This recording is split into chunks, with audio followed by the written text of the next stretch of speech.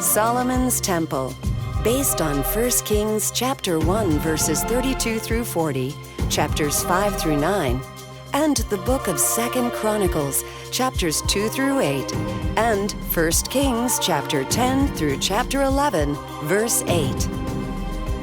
Years pass, and David grows old. Finally, word spreads throughout Jerusalem that the king's health is failing fast. The people know that David has chosen Solomon to be king and to build the temple of God. Solomon rides his father's mule to the spring of Gihon, and there Solomon is anointed king of Israel. The trumpet sounds. Long life to King Solomon! Benaiah leads his new king to the city, where the people greet him with shouts of joy. God bless King Solomon! The people are happy. Israel is at peace. Solomon has established good relationships with many neighboring countries. Rulers of the countries David had conquered pay tribute money to Solomon's treasury. So begins the golden age of Israel. To launch his first great building project, Solomon sends a messenger to his father's old friend, King Hiram of Tyre.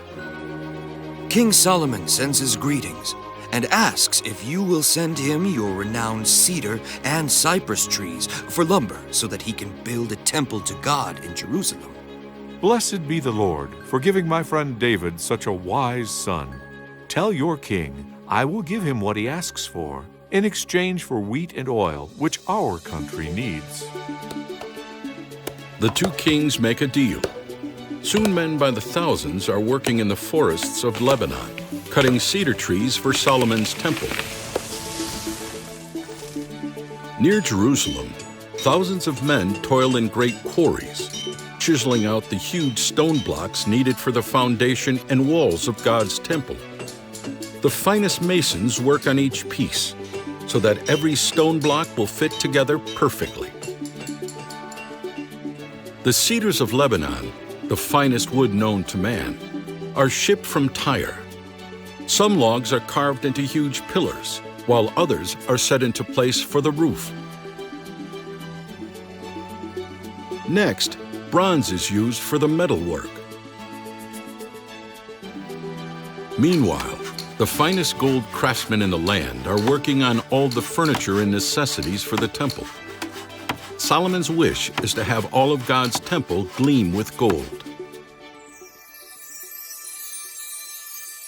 After 7 long years of hard work, the magnificent temple of God is completed.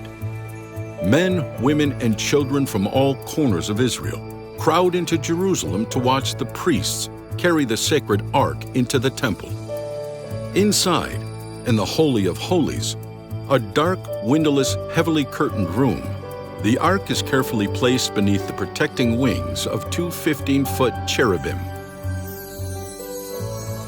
Then, before all the people in Israel, Solomon kneels in prayer. Lord, there is no God like you. Forgive and guide your people the way you guided Moses, who brought us out of slavery in Egypt.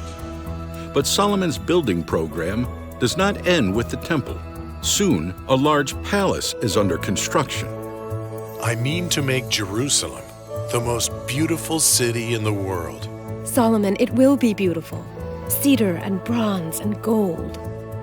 And riches keep pouring in from many countries. Ships from Arabia and Africa bring rare and precious gifts. Peacocks and ivory. What are they good for? When you're as rich as Solomon, things don't have to be useful. But not everyone in Israel is rich.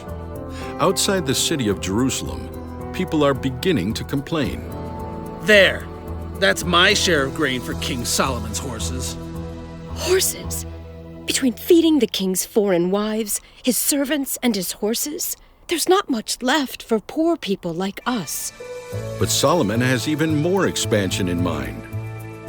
Our caravans travel north, south, east, and west, but we have missed one vital trade route.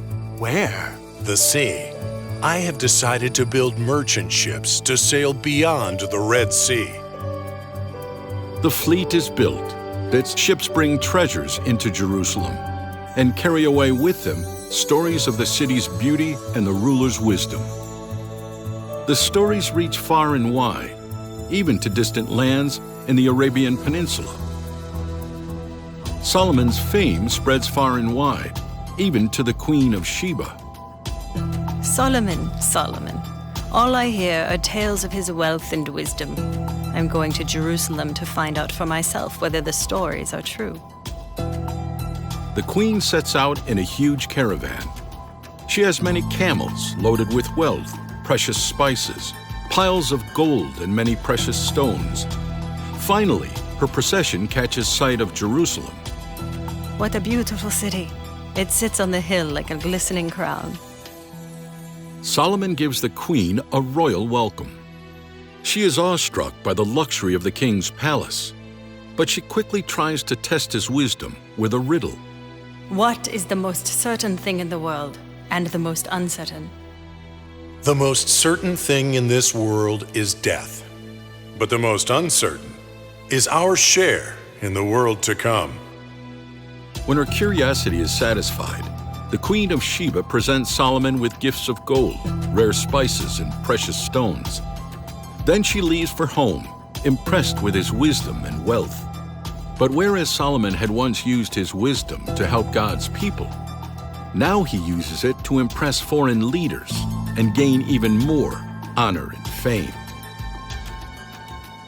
Solomon continues to build, but now the people are worried and shocked by what they see. Another temple to the idol of one of the king's foreign wives, and he uses our taxes to build it. Those heathen temples prove that Solomon is no longer asking God for guidance. There's trouble ahead for Israel.